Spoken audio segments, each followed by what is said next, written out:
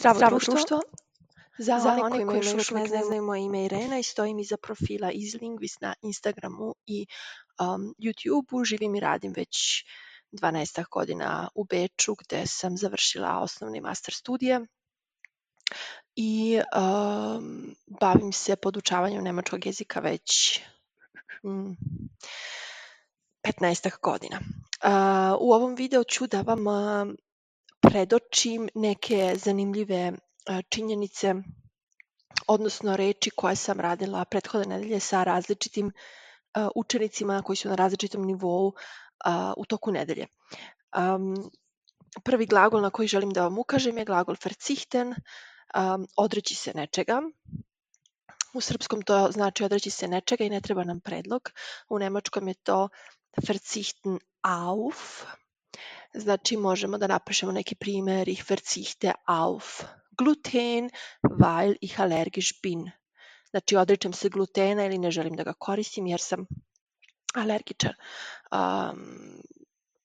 Ich verzichte auf Süßigkeiten, denn ich bin auf eine Diät. Odričem se slatkiša jer sam na dijeti, itd. itd. Zatim imamo primjer reč Wahnsinn i Wahnsinnig, čije je osnovno značenje ludilo. Znači imenica i pridev, međutim jako su popularni u govornom jeziku ovih dana i koriste se i u pozitivnom i u negativnom smislu, kao i kad je nešto ono wow, Wahnsinn, kao ne znam, uspela si da da smršaš ili da se popenješ neku planinu ili da dobiješ posao ili kao wow, Wahnsinn. Naravno i ako smo negativno iznenađeni, kao ne znam, neko nas je ogovarao i mi smo to čuli, mi isto kao Wahnsinn ili Wahnsinnig ili tako nešto. Zatim sam radila glagole wirken, aussehen i ausschauen, su 3 glagola koji nam mogu pomoći da opišemo kako neko ili nešto izgleda. Pa možemo da kažemo, ako smo upravo upoznali neku osobu, možemo da kažemo sie wirkt positiv, deluje pozitivno, ili sie sieht positiv aus, izgleda pozitivno, sie schaut positiv aus. Znači, sva ta 3 načina možemo da iskoristimo da kažemo da neko izgleda dobro ili loše, fizički ili psihički, nebitno. Zatim sledeće reči su entspannend, entspannt i spannend. Kad su tako reči sve slične ili dolaze od istog korena reči, često se zbunjujemo. Entspannend je, znači prva reč, znači da je nešto opuštajuće. Mein Urlaub war entspannend. Entspannt znači da je nešto opušteno. Znači, ich bin immer entspannt im Urlaub. Ja sam uvek opuštena na odmoru. Ili u mom slučaju ich bin immer entspannt. Ja sam svakako uvek opuštena. I tako dalje. Spannend s druge strane, znači bez ovog ent, znači kad je nešto napeto, može da bude uzbudljivo. Kad smo u nekom iščekivanju. Ili prosto kad nam se desilo nešto uzbudljivo. Da bismo možda bolje razumeli sve to, ja uvek objasnim bar kao i od čega dolazi ta reč, na primer spannen, samo glagol, znači nešto napeti, razapeti. Ako bismo sad imali recimo onaj štrik ili ne znam kako se zove, onaj kanap, da širimo veš kao nekad davno, i onda ako bismo to s jedne i druge strane zategli, to bi bilo spannen. I onda od toga je spannen kad je neka atmosfera zategnuta ili uzbudljiva, a entspannen bilo opustiti sve to. Znači kad više nije toliko zategnuto. Druga, sledeća stvar koju želim da objasnim je ovo magst du die Suppe, möchtest du die Suppe. Često ovo magst du Suppe prevodimo kao voliš li supu inače.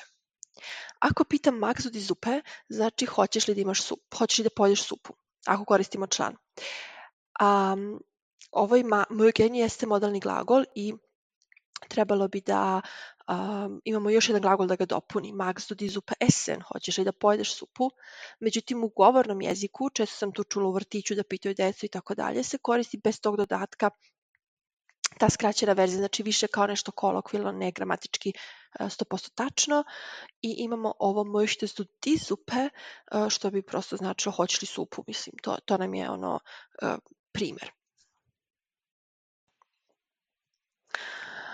Znači, ponavljam, radi se o, ajde kažem, kolokvijalnoj upotrebi tog glagola mögen, ako pitamo mag so die Suppe. Znači, zapravo bi bilo mag so die Suppe essen, mag so die Suppe haben. Nemojte sad to da uzimate kao zdravo za gotovo i koristite svuda, ali ja navodim, znači nije zvanična verzija u knjizi, ali ono što sam ja čula da se koristi u govornom jeziku u Beču. Zatim jedna stvar koju me često pitaju dolazi u situaciju kada imamo časove preko Skype-a, a na primjer moj učenik mi kaže ja ne mogu da instaliram Skype jer imam poslovni kompjuter ili poslovni telefon i tako dalje. Znači možemo naravno da kažemo business laptop ili tako nešto, međutim nemačka reč u ovom slučaju je Dienst. I onda prosto pravimo reči Dienstreise, poslovno putovanje, Dienst laptop, poslovni laptop, Dienst handy i Dienst plan rada za tu određenu nedelju. I sljedeća poslednja stvar koju sam u ovoj nedelji pričala sa, ja sam naravno izdvojila najzanimljivije, nismo sve ove radili, ali su Krankenstand i Krankenurlaub u Beču, odnosno u Austriji se uvek govori Krankenstand, kao ja sam na bolovanju, ich bin im Krankenstand. Međutim, od mojih đaka koji žive u Nemačkoj sam čula i pročitala sam naravno da oni koriste Krankenurlaub. Ich bin im Krankenurlaub. Znači, ne koriste dve iste reči da kažemo da smo na bolovanju. Mislim da je ovo isto bitno za one koji žive u Austriji, da su u Nemačkoj, da znaju kako da kažu da su na odmoru, izvinjam se, na bolovanju i tako dalje. To su neke stvari koje se često ponavljaju i uvek iznova moramo da pričamo o tome na časovima, znači to je bilo za ovu nedelju što sam ja izdvojila. Nadam se da vam je bilo korisno, da vam se sviđa, uvek se trudim da objasnim kao što inače objašnjavam na časovima, a s druge strane da to bude kratko i da bi vam držalo pažnju. Uvek me možete kontaktirati putem maila ili na Instagramu, poslati poruku, rado ću vam odgovoriti i objasniti ako imate još neka pitanja, u suprotnom možete lajkovati ovaj video i čujemo se uskoro. Pozdrav!